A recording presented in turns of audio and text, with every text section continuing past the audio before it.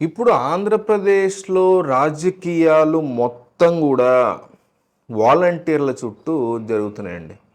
వాలంటీర్లనే వాళ్ళు గడిచినటువంటి 5 సంవత్సరాల్లో జగన్మోహన్ రెడ్డి పక్షానే పనిచేశారు అనే ఆరోపణల నేపథ్యంలో వాళ్ళని పక్కన పెట్టాలి. ఎలక్షన్ టైంలో వాళ్ళని పక్కన పెట్టకపోతే అధికార పక్షానికి వాళ్ళు ఓటు వేయకపోతే ఇట్లా చేస్తాము, మీకు మళ్ళీ పథకాలు రావు అని బెదిరింపు చర్యలకు దిగుతున్నారు అనేటువంటి ఆరోపణలు వాలంటీర్ల మీద మీకు పంచాయతీ ఎలక్షన్ టైం నుంచి ఉన్నాయి. ఇప్పుడు కొత్త కాదు ఇది. సో ఇట్లా ఉన్నటువంటి నేపథ్యంలో వాళ్ళని పక్కన పెట్టాల్సిందే అంటూ నిమ్మగడ్డ రమేష్ కుమార్ లాంటి వాళ్ళు రంగంలోకి దిగి సిటిజన్ ఫర్ డెమోక్రసీ అనే కాన్సెప్ట్తో కేంద్ర ఎన్నికల సంఘం మీద ఒత్తిడి తీసుకురావడం, లెటర్లు రాయడం, వాళ్ళని పక్కన పెట్టడం అనేది జరిగింది. నిజానికి ఆ అంశం వరకు నిమ్మగడ్డ రమేష్ కుమార్ మంచే చేశారు. నిజంగా ఉన్నారు కూడా ఒక 60% మంది వాలంటీర్లు వైసీపీ తరఫున, 70% మంది వాలంటీర్లు వైసీపీ తరఫున పనిచేస్తున్నారనే ఆరోపణలు ఉన్నాయి. మనం స్పష్టంగా కూడా చూసాం.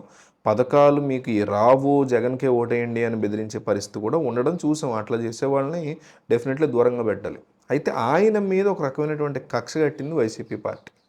సో వైసీపీ పార్టీ ఇప్పుడు ఏమంటుందంటే, వాలంటీర్లని పక్కన పెట్టడం వల్ల ఈరోజు వృద్ధులందరూ కూడా సచివాలయాల దగ్గర వెయిట్ చేసే పరిస్థితి ఉంది. కొంతమంది వృద్ధులు వడదెబ్బ తగిలి సచివాలయాల దగ్గర పెన్షన్లు తీసుకునే టైంలో చనిపోయినటువంటి పరిస్థితి కూడా ఉంది. కానీ ఈ మొత్తం వ్యవహారానికి కారణం ఈ చంద్రబాబు నాయుడు, నిమ్మగడ్డ రమేష్ కుమారే. వీళ్ళే కావాలని ప్రజల్ని ఇబ్బంది పెడుతున్నారు వాలంటీర్ల మీద కోపంతో. సో వీళ్ళని ఎస్పెషల్లీ నిమ్మగడ్డ రమేష్ కుమార్ ఈ అంశానికి కారణం కాబట్టి ఆయన్ని అరెస్ట్ చేయాలి అనే కొత్త కాన్సెప్ట్ని పట్టుకొచ్చారు. అంటే డిమాండ్ అది చేస్తారని కాదు. సిటిజన్ ఫర్ డెమోక్రసీ పేరుతో ఆయన చేస్తున్నటువంటి అంశాలు నాకు కూడా ఇంప్రెసివ్గా అనిపించాయి. బట్ స్టిల్ ఆయన ఎంత కాదనుకుని ఆయన చంద్రబాబు సపోర్టర్ కాబట్టి ఏదో ఒక మెలిక అంటే రేపు పొద్దున్న చంద్రబాబు అధికారంలోకి వస్తే కూడా ఇట్లాగే చేస్తారా? చంద్రబాబు కూడా వాలంటీర్లని కంటిన్యూ చేస్తానంటున్నారు కదా. సో చంద్రబాబు గెలిచారు అనుకోండి, అప్పుడు కూడా వాలంటీర్లు ఉన్నారనుకోండి, అప్పుడు ఏమంటారు వాలంటీర్లు? ఇప్పుడు ఎట్లా అయితే జగన్కి మీరు ఓటేయాలమ్మా లేదంటే పథకాలు అయిపోతాయి అంటున్నారు కదా, అదే మాట అప్పుడు చంద్రబాబుకి ఓటేయాలమ్మా లేదంటే పథకాలు అయిపోతాయని అంటారు కదా. రాజకీయ నాయకులు అధికారంలో ఉండేదే మళ్ళీ గెలవటం కోసం. ప్రజలకు ఏం మంచి చేయరు. ఏదైనా చేసినా అది మళ్ళీ ఓటు పడడం కోసం తప్ప ప్రేమ కాదు మన మీద.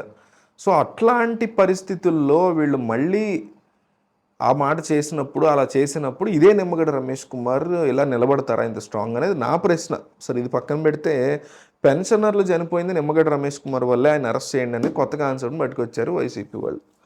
సో ఇది ఇంతవరకు న్యాయం ఇట్లా చెయ్యాలంటారా అనేది కూడా ఒకసారి మీరు ఆలోచించాలి. అట్లాగే దీని మీద మీ అభిప్రాయం ఏంటనేది రాజకీయంగా పరిజ్ఞానం ఉన్నవాళ్ళు కంపల్సరీ కామెంట్ చేయండి.